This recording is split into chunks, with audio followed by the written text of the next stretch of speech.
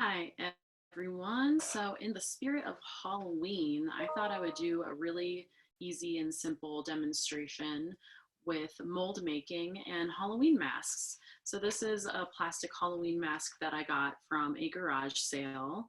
And I'm sure there's a lot of really cool plastic molds that exist already that are all kind of Halloween themed. And you're welcome to purchase those at a dollar store, garage sale, whatever is cool.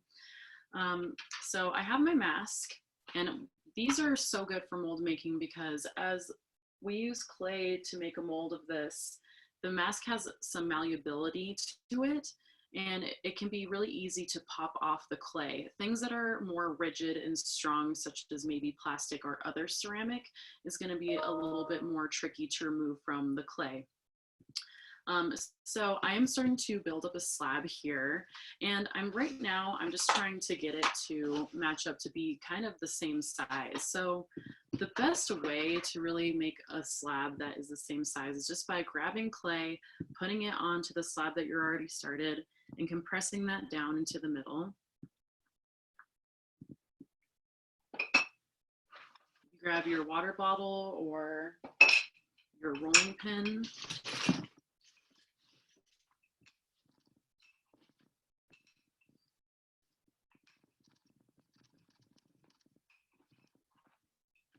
Turn it upside down.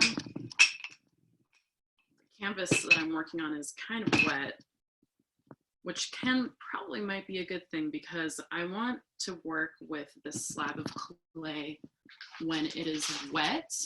I do not want to be pressing my clay into the mask if it is a drier slab.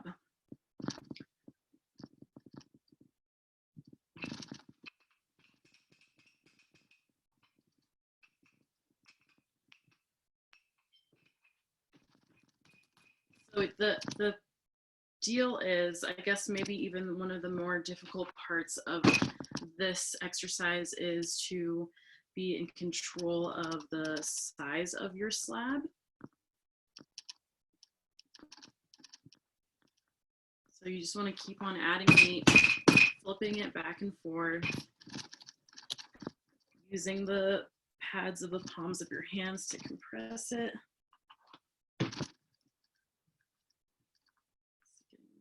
Getting there. I know I might even just add extra slabs like just for the ears and then clean it up later. So I'm gonna just try to focus on getting it for the face, preparing the slab to fit the face. So just clawing off clay, pressing it in the middle, I'm using my fingernails right now to scoop it down.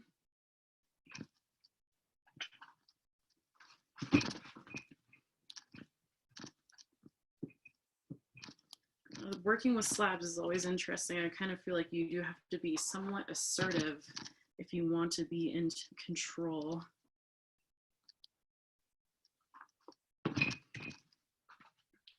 Set this over here for a second.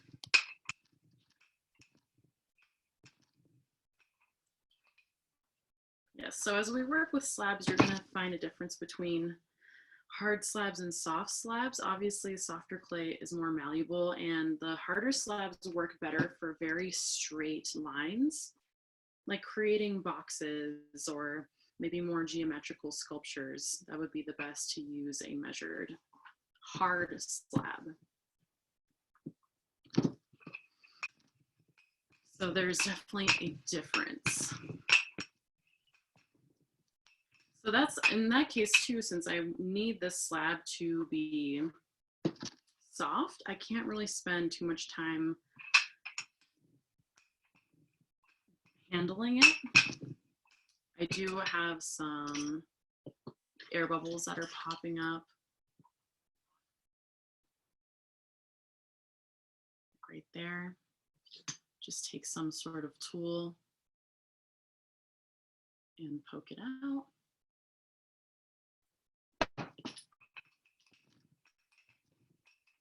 And remember, when you're rolling your slab out, just roll it away from you, and that is the direction it'll stretch in. That way you can have some control if you're trying to fit it into a mask.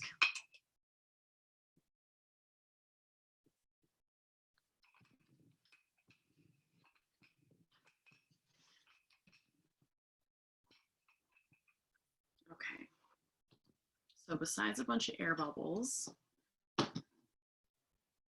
not too worried about them because I know I'm going to be compressing this. My clay is a 1/4 inch thick, and it really doesn't hurt for mold making to just try to go a little bit thinner.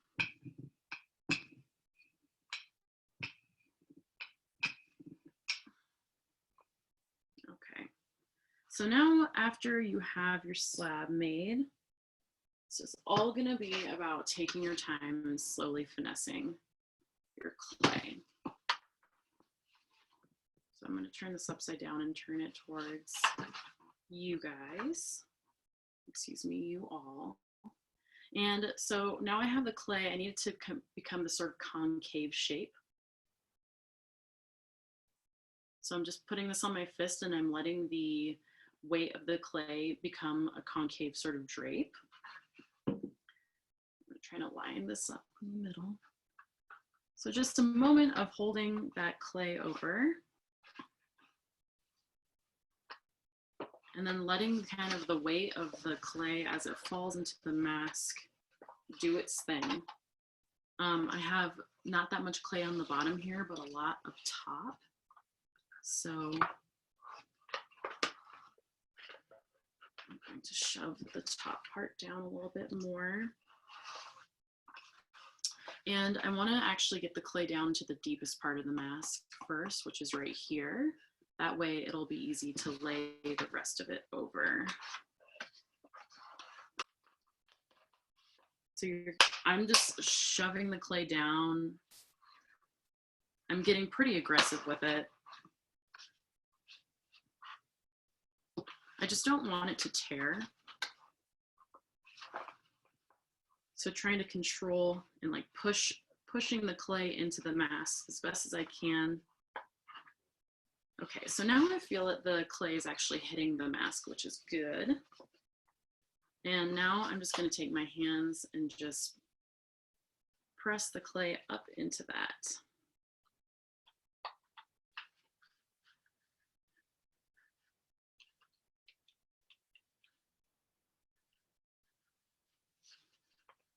So I'm just pressing, pressing, pressing. There is like some overlap of clay that's happening down here. So I'm just gonna push the clay over onto itself.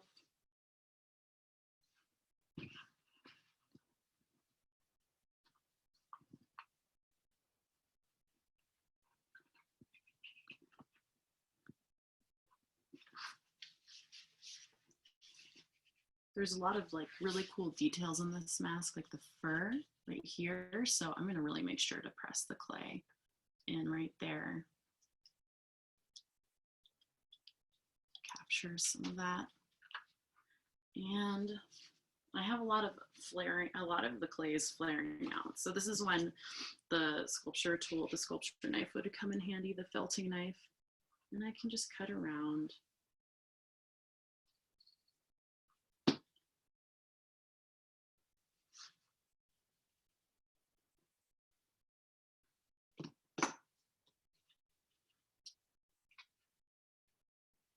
I think it was a good idea that I just left the ears as alternate segments.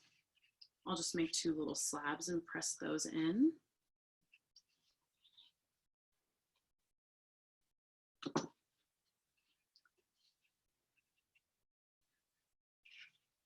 The thickest part of the slab is probably going to be the edge right now. I'm sure that where I stretch the clay, where the nose is going to be super thin.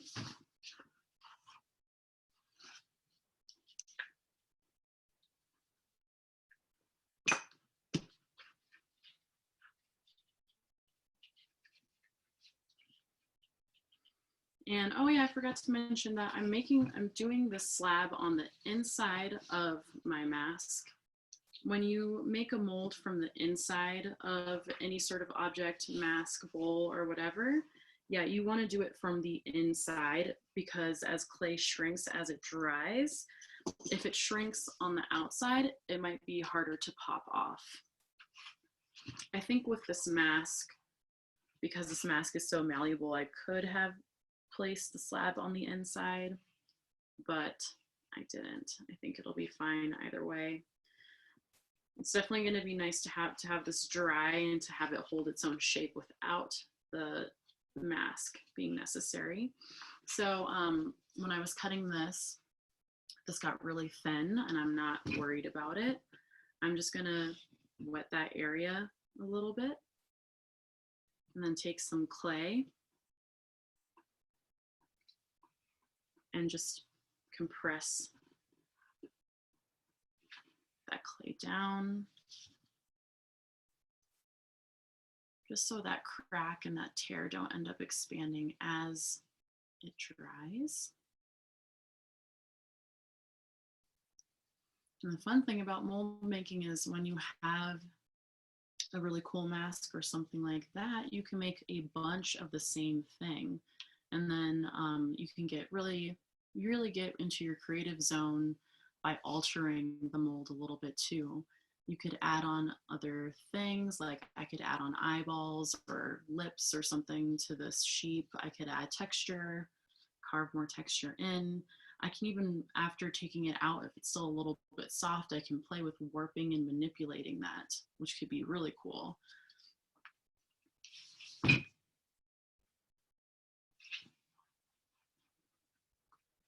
so just using the pads of my fingers to do once over, making sure that this is all pressed in really well. It doesn't hurt to double check the deepest parts of your mold.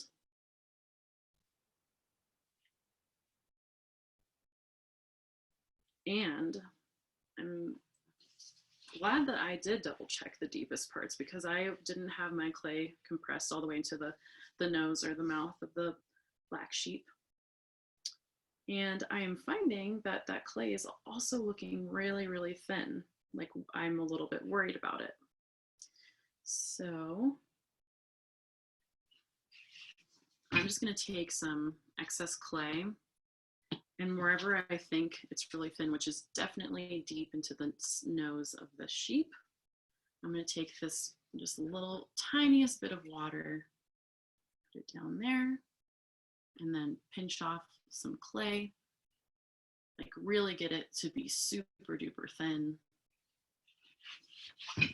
And I'm going to add a little meat down right there.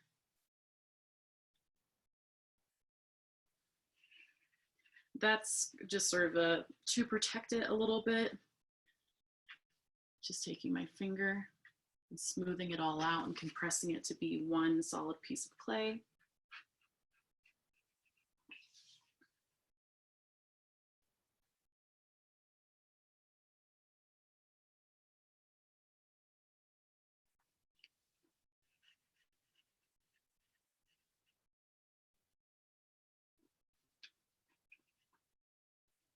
Okay, so I think that I'm in good shape. I'm gonna go ahead and I'm gonna make the slabs, and I'm gonna compress the slabs into the ears.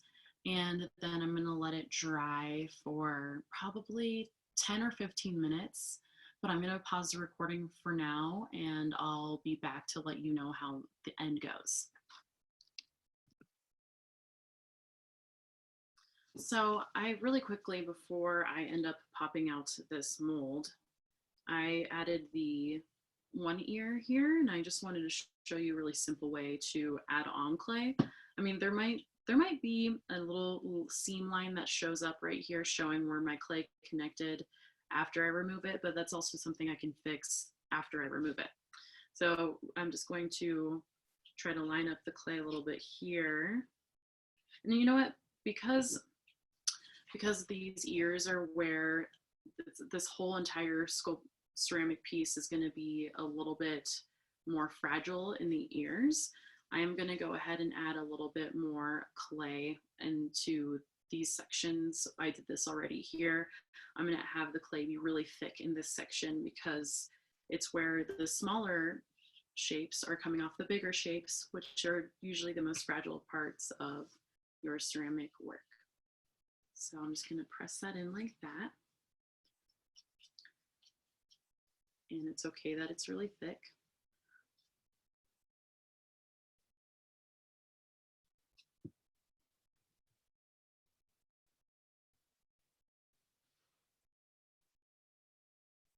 You can actually just tear that clay off.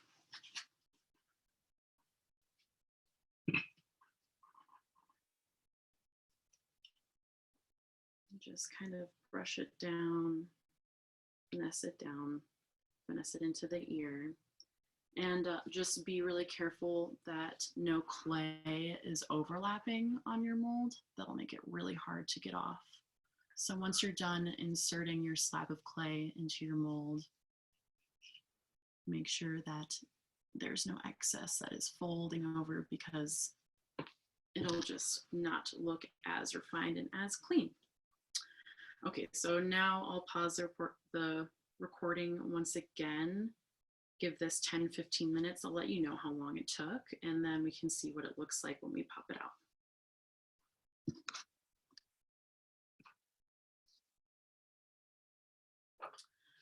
Okay, so I just paused that recording and I left, ran some errands actually, went to the pharmacy, and then I came back and it was drying out super slow because I am working in a basement. There's some water drainage and stuff that's happening, so it's just pretty moist down here. So I actually took this whole thing and I just placed it out into the sun. I probably did that for maybe 15 minutes, 10 to 15 minutes. But as you can see here, it's already drying down below, and of course it's drying faster here than it is up here because I attached these for the second half. So I'm going to try to pop this off now because it's feeling very firm. Let's see how this goes. Okay, so my clay is very, very dry. I'm probably going to have some cracks as I pop this out.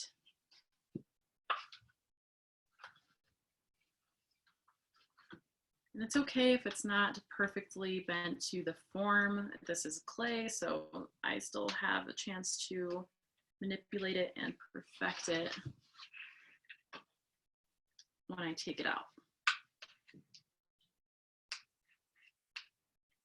Yeah, so really love this stretchy plastic material for the mold making.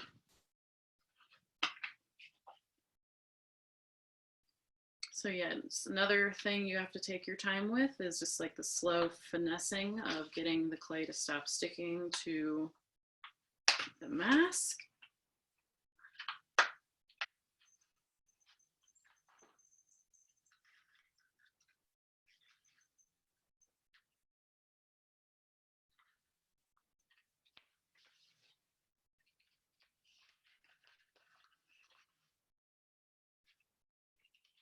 So just one little area at a time gets pulled out.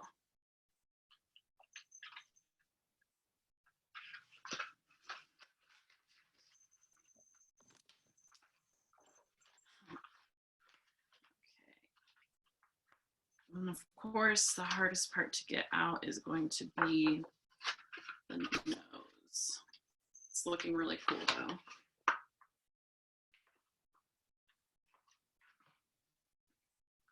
All right, got some tearing going on. That makes sense. Right in like the part, right in the area that would be the most sensitive. The deepest part of the mask, the mouth. But I think it looks really cool already. I just love every aspect about the distortion of this. And if I want it to be more of this mask shape, I can just always lay this mask down and place this on top so it can hold the shape a little bit.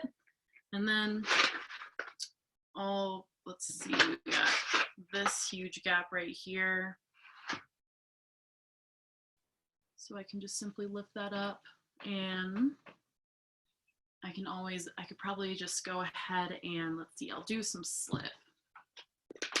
grab my slip out, and I'm going to just fill up all this cracked area with slip, like a pretty thick amount of slip.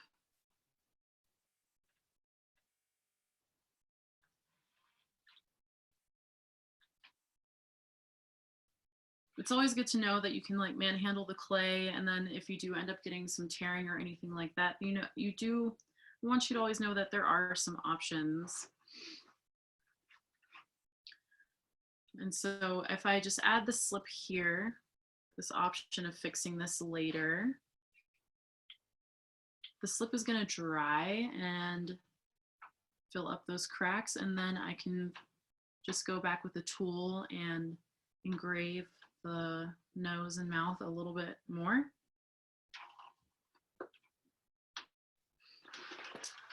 And I'm probably actually not going to have this dry on top of the mask because I'm already getting a lot of cracking that's happening in the ears.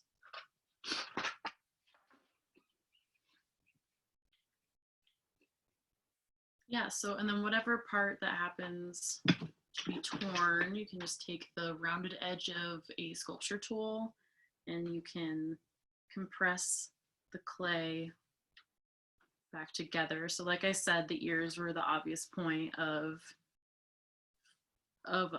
fragility, the most fragile point. Also that seam line of where I attached the second slab is there, so I can just cover that up. And just, yes, add more slip to any area that looks cracked.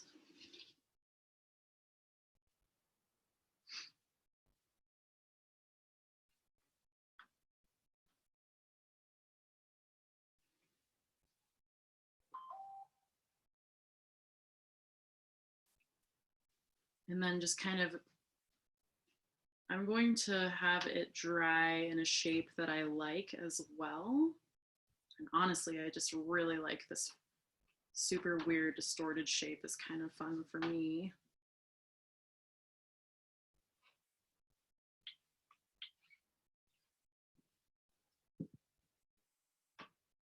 And yeah, I'm gonna just go ahead and let this dry, and then I can go over it with more of my carving tools once it's leather hard, or I can go over it with the sponge to smooth it out. But that is essentially how you make a mold from a mask. It's very, very straightforward. And the results are fun and also really cool to make multiples of and to manipulate. All right, thank you.